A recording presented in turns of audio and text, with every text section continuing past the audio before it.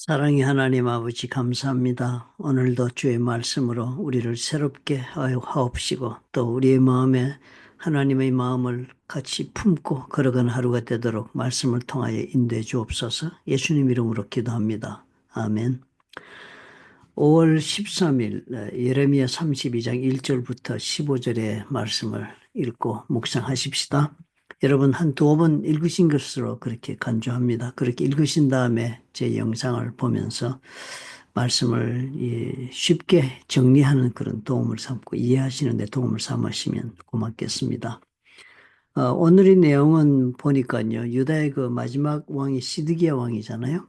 시드기야 왕이 이제 바빌론에 지금 군대에 포위되어 있습니다. 예루살렘에서. 그래서 아마 이제 나라가 망하기 직전인데 그때 예레미야가 계속 이제 예언 활동을 하지 않았습니까? 예언 활동을 하는데 반드시 바빌론 왕의 손에 이 나라가 넘어간다. 그리고서는 우리가 아무리 갈대아인 이 바빌론 사람들과 전쟁을 하려고 할지라도 승리하지 못한다라고 전 예언을 계속적으로 하니까 유다왕 시드기야가 이 예레미야를 잡아다가 시위대 뜰에 있는 감옥에다가 가둬두었습니다.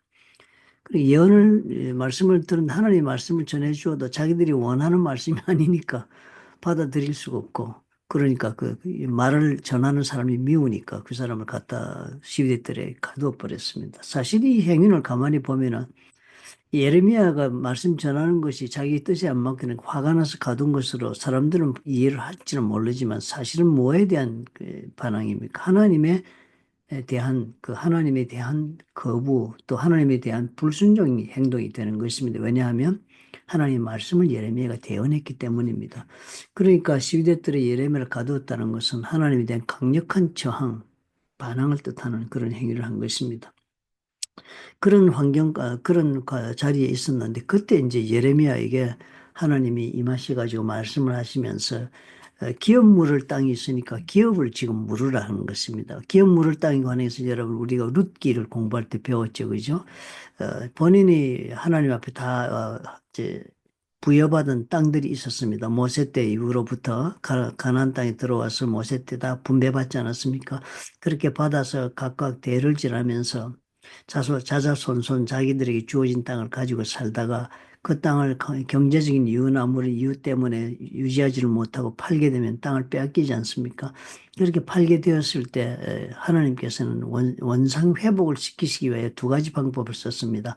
하나는 땅을 판 사람이 스스로 경제적인 능력이 있으면 다시 그 땅을 되물려 살 수 있도록 길을 열어놓고 본인이 그 땅을 다시 되물리지 못하면 가까운 친척 순서별로 그 땅을 되물려 살 수 있는 권한을 나눠 가지고 있었습니다. 그래서 그것을 기업을 물은다는 단어를 썼습니다. 기업 물을 자 순서대로 우선순위가 있습니다. 그 보면은 룻기에도 그 우선순위대로 보아스가 그 권리를 행사하는 것을 보지 않았습니까, 우리가? 그렇게 우선순위가 땅을 그렇게 되물려서 자신의 본래 그 하나님으로부터 받은 땅을 회복하게 하는 길을 열고 두 번째는 희년이 돼서 50년 되면 무조건 그 땅을 원주인에 돌려주도록 한 두 가지 방법을 장치를 해 두었습니다. 그러니까 이것은 뭐예요? 하나님이 나에게 주신 땅에서 내가 회복되어 다시 산다는 것을 뜻하는 것입니다. 기업을 물은다는 것은. 그렇게 하나님으로부터 은혜를 입는 그것을 뜻합니다. 그런데 이제 예레미야에게 하나님 말씀이 임해가지고 이걸 하라는 거예요. 내 숙부, 예레미야의 숙부인 살룸의 아들 하나멜이 내게 예레미야를 찾아와서 말하기를 아나돗에 있는 내 밭을 사라. 이 기업을 물을 권리가 내게 있는 즉 예레미야에게 그 기업 물을 권리가 있으니까 기업을 좀 물러달라라고 얘기를 한 겁니다. 그런데 지금이 어떤 때입니까? 다 나라가 망해가지고 지금 바빌론의 포로로 잡혀갔잖아요. 이제 포로가 이제 예루살렘 성이 포위돼가지고 이제 곧 함락되고 그러고 나면은 또 이제 나라가 완전히 없어질 것입니다. 그죠? 사람들은 뭐라고 생각하든지 간에 예레미야는 지금 이 하나님께서 말씀하신 대로 역사가 진행되는 것을 알고 있습니다. 예레미야의 메시지는 뭐였습니까? 이 땅에서 전쟁하지 말고 갈대아인에게 이 바빌론에게 항복하고 모두 다 바벨론의 포로로 가서 살아라. 그러면 나중에 다시 돌아오면 하나님께 돌아오게 해주신다는 그런 약속의 말씀을 예언의 내용이었습니다. 그런데 아무도 그 말을 안 믿었습니다. 그러니까 지금 이제 왕조차도 그 말을 듣기 싫어가지고 시위대 뜰에 감옥에 가두어주지 않았습니까? 그러니까 예레미야가 한 그 말이 실질적으로 예레미야가 행동으로 보여줍니다. 그 말씀대로 되는 것을 믿는 사람만이 다시 그 땅을 자기가 소유할 수 있다는 걸 믿는 사람만이 지금 나라가 완전히 망하기 전에 땅을 되물리는 이런 일을 하지 않겠습니까? 되물리는데 보니까 은 17세겔이니까 상당한 돈을 주고 땅을 다시 돌려받는 것입니다. 그런데 예레미야가 이것을 하는 것입니다. 지금 땅 다 빼앗기고 바빌론 다 포로로 잡혀가고 그래서 땅이 지금 네 땅이고 내 땅이고 지금 다만 내 평에 쳐져 놨는데 지금 그렇잖아요. 주인도 없이 없는 땅이 어마어마하게 많을 텐데 그 가운데 굳이 돈을 주고 땅을 다시 되물려 산다는 것은 대단한 다음에 포로 생활을 끝내고 돌아왔을 때 땅을 회복한다는 믿음이 없는 사람에는 일을 할 필요가 없는 행동을 한 것입니다. 그러니까 어떻게 해요? 예레미야는 하나님의 말씀대로 된다는 것을 믿는 것을 행동으로 지금 보여주는 일을 하나님이 하라고 하신 것입니다. 다른 사람들이 볼 때는 이해할 수 없는 생각이 될 것입니다. 그러나 예레미야에게 볼 때는 하나님 말씀하신 것이 지금 내 예언의 말대로 다 이루어지는 것을 믿고 너는 지금 행동에 옮기라는 것입니다. 그러니까 땅 물리는 이야기를 오늘 우리가 그래서 하나님이 예레미야에 명하신 것을 이해해야 합니다. 즉 하나님은 어떻게 해요? 우리가 믿는다면 그 믿음을 따라서 미리 그 믿음을 따라 오늘 행동에 옮길 수 있어야 합니다. 우리가 눈으로 보는 것으로 우리가 사는 것이 아니라 우리는 믿음으로 우리가 사는 사람이 되어야 한다고 가르치시고 그 믿음으로 산다는 것은 직접적으로 내 믿는 그대로 오늘 내가 실천하고 그리고 마치도 이루어진 것처럼 오늘을 사는 것이라고 하나님이 가르쳐 주시는 것입니다. 히브리서에서 나오는 11장의 믿음의 정의가 무엇입니까? 믿음은 바라는 것들의 소망이고 보지 못하는 것들의 증거라 그랬습니다. 즉 바라는 것들의 소망이라 내가 지금 바라는 것들이 증거라 그랬습니다. 그러니까 내가 소망하는 것들이 지금 마치도 내가 이루어진 것처럼 믿는 것이다. 그렇게 생각하고 사는 것이다. 또 눈에 보이지 않는 것인데 지금 내가 믿고 있는 것은 눈에 보이지 않지만 마치도 내 눈에 지금 보여서 이루어져서 보여진 것처럼 그렇게 내가 오늘 현실에 사는 것이 바로 믿음이라고 정의를 하지 않습니까? 믿음이 있다면 그 믿음에 따라서 행동이 먼저 앞서갑니다. 우리가 언제나 이것을 우리가 깊이 명심해야 합니다. 예레미야 오늘 하나님이 그 말씀을 지금 가르치고 계신 것 아닙니까? 모든 유대인에게도 그렇게 가르치는 겁니다. 지금 돌아오고 포로가 돼 돌아온다는 것을 믿고 지금 불확실한 미래를 향해 걸음을 내디디라고 하나님 말씀하시는 것입니다.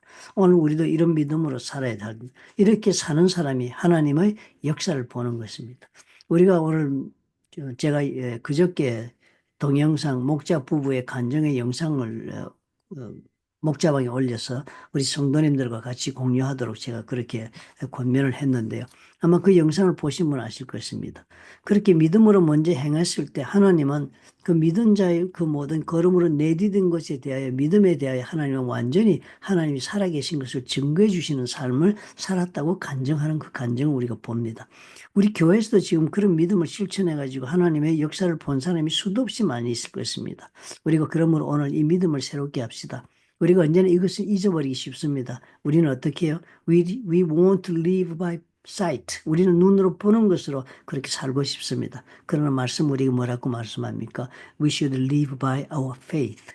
우리가 믿음으로 살아가야 한다고 합니다. 믿음으로 사는 것은 불확실한 미래에 대하여서도 하나님의 약속의 말씀을 믿고 걸음을 내딛는 것을 뜻합니다. 그렇게 내딛으면 하나님은 하나님 되심을 우리 삶에 증거해 보이시는 것이 하나님 오늘 예레미야를 통해 우리에게 가르쳐 주시는 약속의 말씀입니다.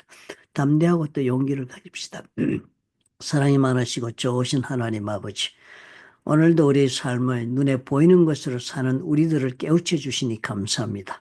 눈에 보이는 것이 나의 현실이 나의 미래가 되고 나의 내일이 되는 것이 아니라 내 믿음이 나의 내일을 만드는 것을 믿고 오늘 하나님 말씀을 따라 하나님 내 삶을 아버지요 정렬하고 그리고 또 삶을 하나님 말씀을 따라 순종하며 걸어나가는 우리가 되도록 축복해 주옵소서. 예수님 이름으로 기도합니다. 아멘. 이런 도전은 믿음의 초기에서나 일어나야 할 도전입니다. 그렇죠? 우리가 예수를 믿고 나면 정말 예수를 믿는다는 것은 뭐예요? 믿는다는 것은 단순히 그런 사실을 인정하거나 뭐 그런 사실이 있다고 아는 것이 아닙니다. 예수님이 십자가에 돌아가셔서 그래서 그 죄로 그 흘리신 보혈을 우리가 죄사함을 받았다는 그런 사실을 안다는 것을 뜻하잖아요. 그 안다는 것도 체험을 통하여, 즉 실천 상황으로 우리의 믿음으로 내가 그것을 가슴에 품고 그 믿음으로 사는 것을 뜻합니다. 그러므로 이 도전은 우리 삶 가운데 언제나 매일매일 우리 실천되어 줄 수 있는 믿음의 덕목이 되어야 하겠습니다. 말씀대로 살아보면 하나님의 역사를 경험합니다.